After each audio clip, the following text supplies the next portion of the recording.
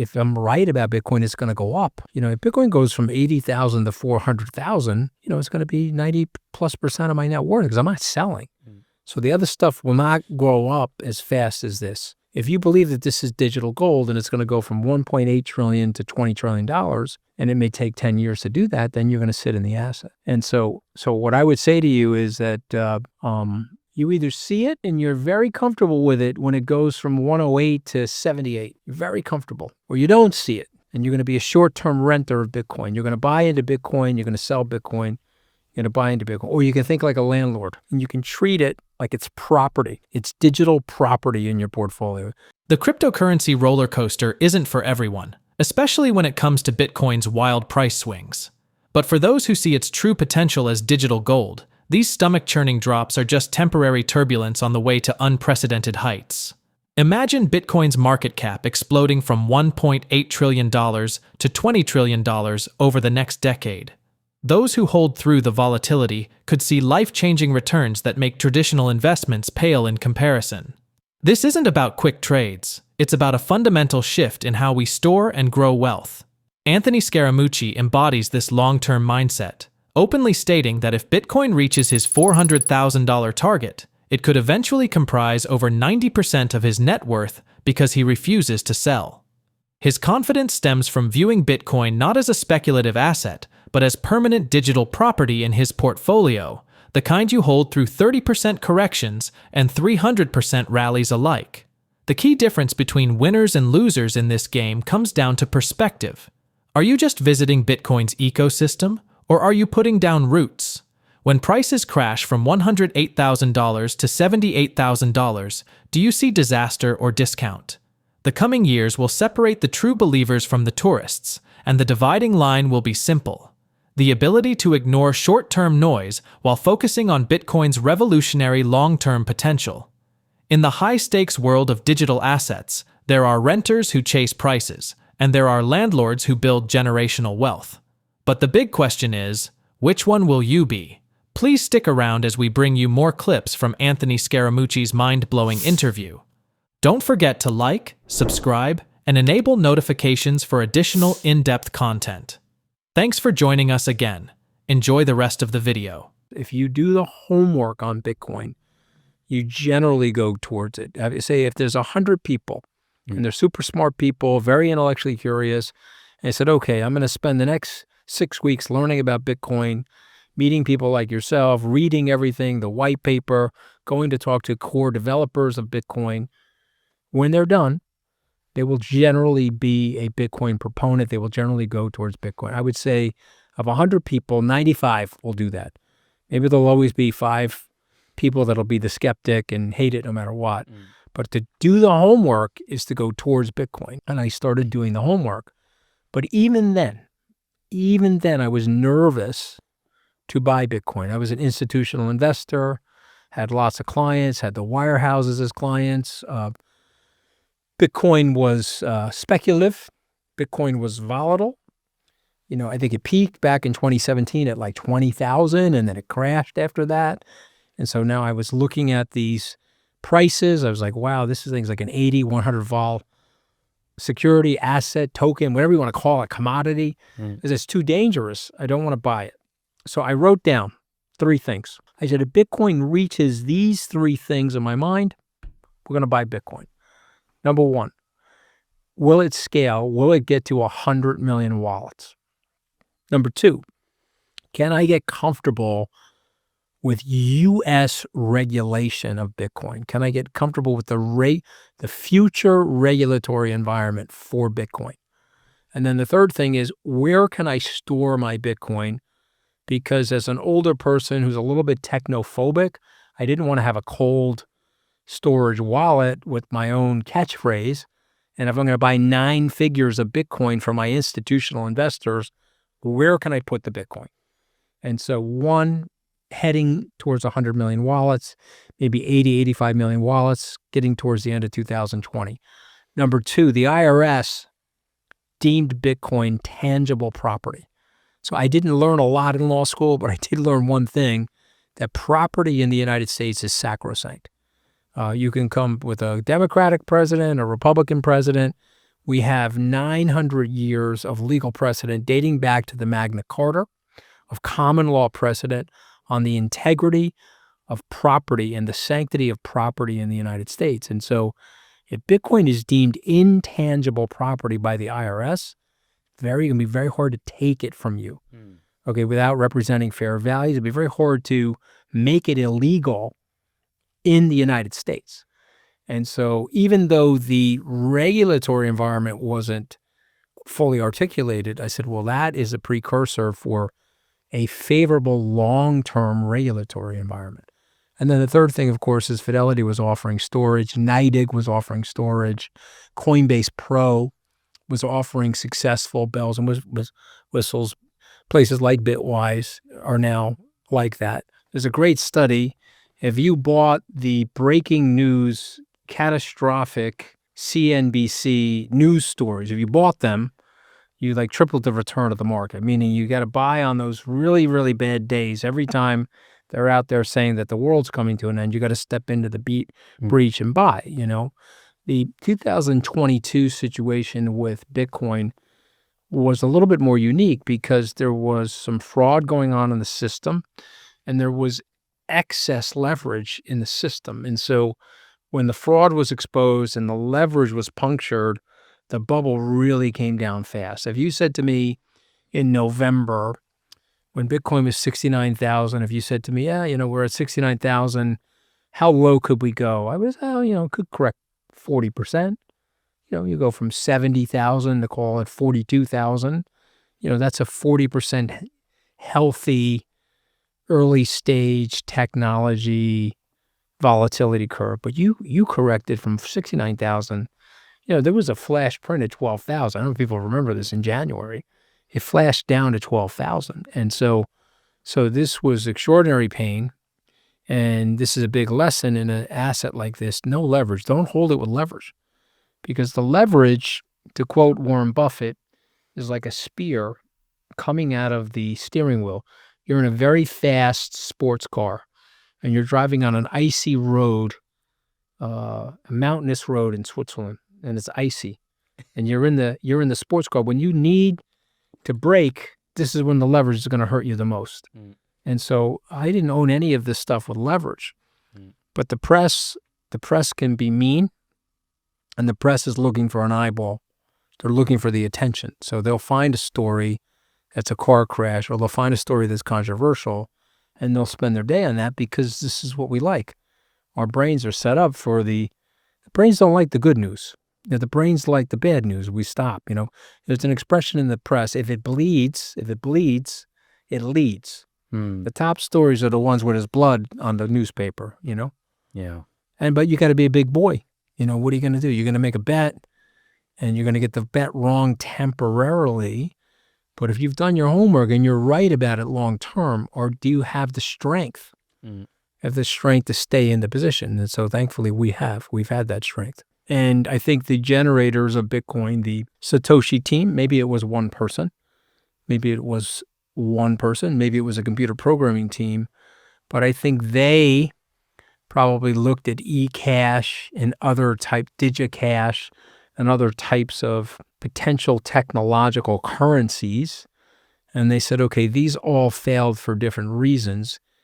What iteration of this could we create that would make it not fail, that would allow it to scale? And I think the anonymity is a feature, not a bug of Bitcoin. I think the fact that we don't know who Satoshi is and that the wallet hasn't moved is a very good sign for the progenitor of Bitcoin. And so there's a belief there. What was the belief? The belief was that we could take the keys away from the central bankers that are drunk drivers. Okay, we have had drunk driving with our currency for the last 50 plus years. So take the keys away from the drunk drivers that are inflating the currency, monetizing debt, executing wars around the world by printing money effectively. The belief was, could we create something hard? Could we create something unhackable, immutable, that we could use between ourselves, where we would not have to trust a central authority, that we ourselves through the network would be the central authority. So therefore, there's nobody to trust because there's so many people involved with the trust. And that's a belief. And so to take that belief and turn it into a technology, okay, I think that's the intersection of the funnest parts of being in business or the funnest parts of life, that creation. Bitcoin has a funny way of turning skeptics into believers. The deeper you dig, the clearer it becomes. Anthony Scaramucci knows this firsthand. The hedge fund veteran went from nervous observer to all-in investor after ticking 3 boxes: scaling potential, regulatory clarity, and secure storage. His lesson? The best buys happen amid panic, like 2022's crash from 69,000 to 12,000. Bitcoin is not merely an asset, it's a bold revolution against the failures of central banking. Its demand is surging, with spot Bitcoin ETFs attracting a near-record $3.06 billion in inflows just last week. Bitcoin continues to rally, climbing 11.2% and breaking above its 200 SMA, reaching $95,000, testing resistance as $4.7 billion worth of Bitcoin exits exchanges. Bitcoin outperformed U.S. equities and gold, rising 15% in April as institutional demand intensifies. Positive sentiment is bolstered by White House signals of easing trade tensions and President Trump's consideration of concessions on automotive tariffs. With sustained corporate buying and favorable U.S. regulatory talks, Bitcoin's march toward $100,000 seems increasingly likely. Let's watch more clips from the interview. Well, I'm a Wall Streeter, so I know we have to tokenize over the blockchain. I know that the bond market and the stock market, those securities that are represented right now by QSIP numbers, which if I'm going to trade my stock from my account into your account, it's going to pass through 7 pudgy penguins. 7 different entities is going to have to catch that before it dumps into your account. So if you're telling me that there's technology available where I can put a contract on a layer 1 protocol and I can deliver that into your account, bypassing all of these third parties, unleashing a tremendous amount of cost savings, and that cost savings can go to you and me and could get dumped back into the global marketplace, the global economy, to lead to more economic efficiency, more technological development, then I want that. So I'm not a Bitcoin I am a Bitcoin maximalist when it comes to understanding the nature of Bitcoin and its store of value. But I own other coins because I do believe in the utility of these layer 1s. And I do believe what Larry Fink is saying, the CEO of BlackRock, that we are going to tokenize the stock and bond market. We're not going to do that on Bitcoin. Could we do that on Avalanche? Yes. Could we do that on Ethereum? Possibly. Unlikely because it's still pretty expensive. Could we do it on Solana? Yes. You see what I mean? So I own some of those other coins, if you want to call them coins, protocols. I see this like the cloud.